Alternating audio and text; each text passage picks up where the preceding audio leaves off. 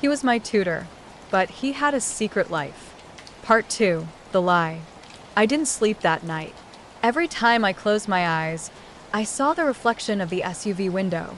Dark glass, my own pale face staring back at me, and Adrian's eyes locking onto mine like he'd been expecting me all along. He hadn't waved, hadn't frowned, hadn't looked surprised. He'd just seen me, and that scared me more than if he'd reacted at all. The next tutoring session was torture. I arrived early, my backpack clutched so tightly my knuckles ached.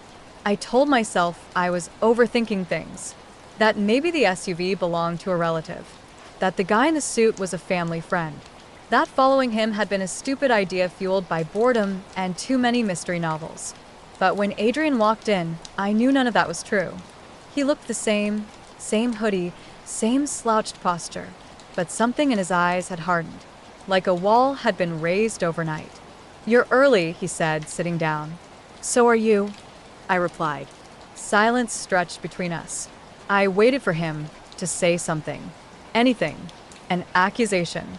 A warning. A joke. Instead, he opened my textbook. "Quadratic equations," he said flatly. "You still struggling?" I stared at him. "Did you see me yesterday?" His pencil froze midair. For one heartbeat, I thought he'd lie outright. Then he exhaled slowly. "Yes." My chest tightened. So, he repeated, "you followed me." That's not an answer. It's the only one you're getting.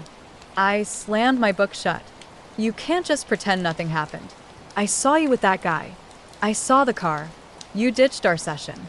His jaw clenched. I had something to take care of. What kind of something involves secret meetings and black SUVs?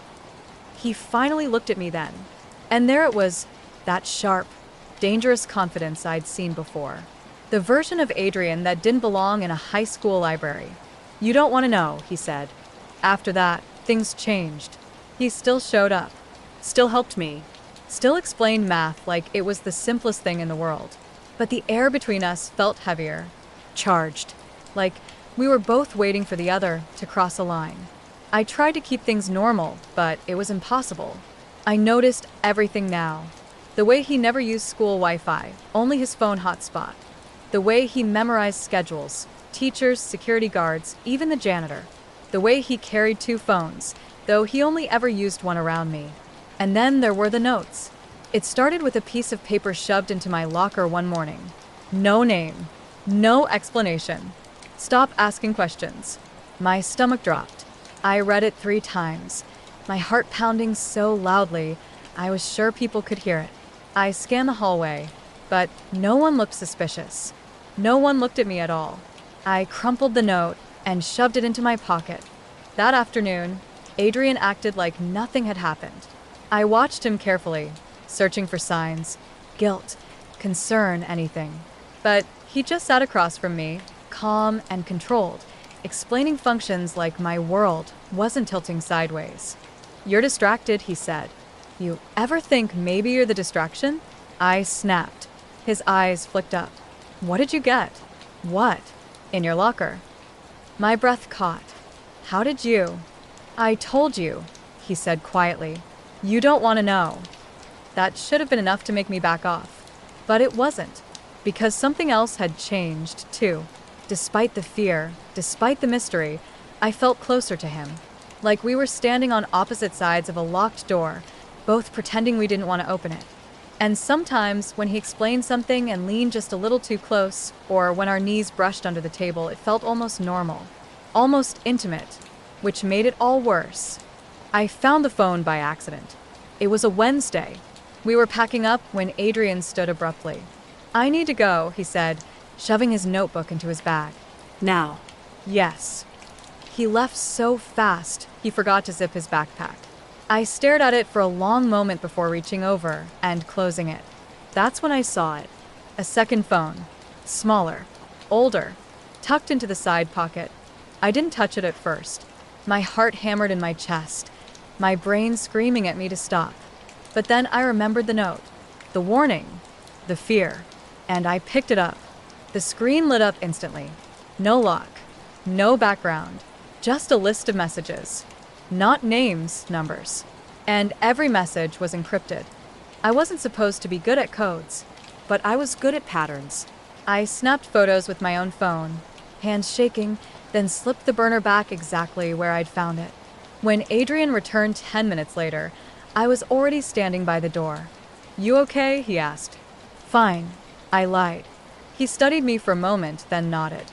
"We'll continue tomorrow." I watched him leave, my pulse racing. That night, I didn't sleep again. I spent hours staring at the screenshots, plugging letters into online decoders, trying different keys. Most of it came back as nonsense, until one message didn't. Doc. 11:30 p.m. Same terms. My blood ran cold. The next day, I confronted him. Not with the phone. Not with the message. With the lie.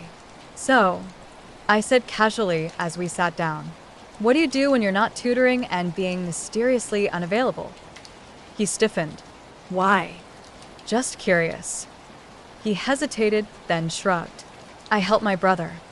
"With what?" "Tech stuff." I raised an eyebrow. "That's vague." "It's private." "So is threatening people through their lockers." His head snapped up. "What?" I met his gaze. Someone told me to stop asking questions. For the first time, real fear flickered across his face. "You need to listen to me," he said urgently. "Whatever you think you know, forget it." "Why?" "Because this isn't a game." "Then tell me the truth." He looked away. "I can't." The silence between us felt final, like something had broken, or maybe something had started. That night, I stood at my bedroom window, staring at my phone, at the message, at the address I'd pieced together from another code. I knew it was stupid. I knew it was dangerous. But I also knew one thing for sure. Adrian North was lying to me, and I was done pretending I didn't care. At 11:20 p.m., I grabbed my jacket and slipped out of the house. The docks were quiet, too quiet. The air smelled like oil and salt, the water black and still. I stayed hidden behind a stack of crates, my heart pounding as footsteps approached. Then I saw him, not the boy from the library, not my quiet, awkward tutor. Adrian wore a dark jacket, his posture straight, his voice low and controlled as he spoke to 3 men, grown men in suits. He was negotiating. And then he looked up, straight at me. His eyes widened just slightly. And I knew, whatever secret life Adrian was living, I had just stepped right into it.